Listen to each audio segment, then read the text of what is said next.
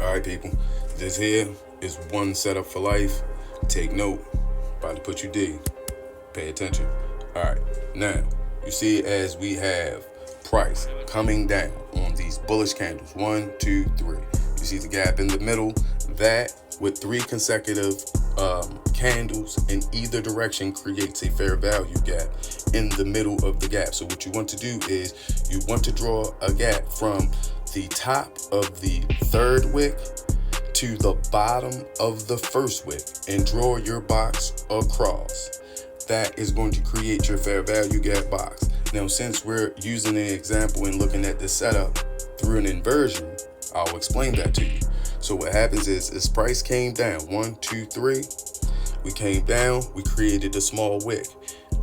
Could have possibly taken out a little bit of liquidity at that level and probably was waiting for more buy orders around that level and right below. So as you can see on this candle, we came down, most likely took out the liquidity that was there. We took out the stops that were there, and it's just nothing but liquidity resting here. You have a lot of people waiting or have buy orders at this level, and what did we do? We traced right back up. Now, when we're getting near this fair value gap, what you want to see is a strong move through the fair value gap. You want to invert that fair value gap with a closed candle. I repeat, you guys, you gotta wait till the candle closes on these inversions. Don't get faked out.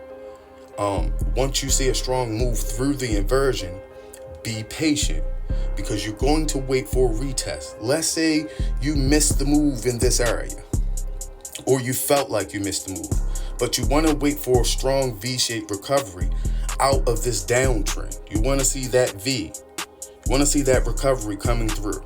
Now, once we get to the fair value cap, like it did, I want to see it straight through it.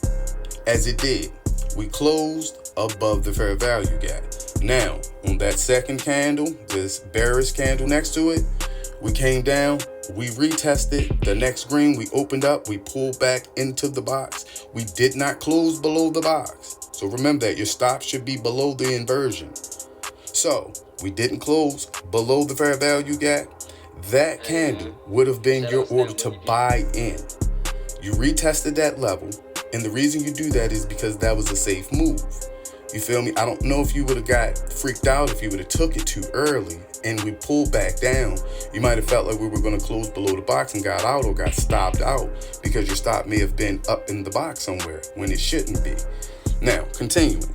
So, on this candle, once we inverted through there and we closed the first candle, test, second retest in that level, and we didn't break and close below, that's your entry level. Once you entered that trade there, we were looking for a breaker structure or a breaker at that level where we have relative and equal highs. That's where that dotted line is going across that says breaker. And once we got through that level, we just, as you can see, we just rallied straight through there. And whatever to the left, which was possibly pre-market high or previous day's high, most likely pre-market high. But as you can see, we just rallied straight through there. And I want to tell you guys, I've had definitely at this rate a 65+% rate with winning trades with this type of setup. And I want to thank PJ Trades for like really honing it in.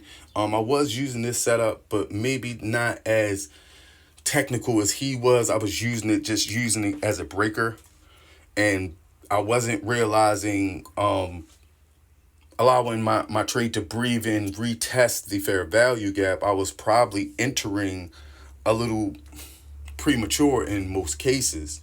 And when I'm entering, coming up and retesting that low to my entry, most likely I was getting stopped out if I wasn't automatically probably breaking even at that level. Because at that point, I probably moved my stop up. But again, at that rate, you want to wait to a retest and pull your stop below the inversion. So I hope you guys understand how I was explaining. I hope it was helpful. Do your own research. Take some time, study some charts. And again, don't overanalyze these things. Make it really, really simple. Don't have too many lines and all this stuff on your charts. Make sure that your screen is clear for you to be able to understand volume, RSI, VWAP, and if you have EMA set up, I guess that's fine. But you want to utilize that information and incorporate it with these areas, these important zones that you need to pay attention to, like these fair value gaps. So again, the Dollar Diplomat. Hope I was able to give you something worth it.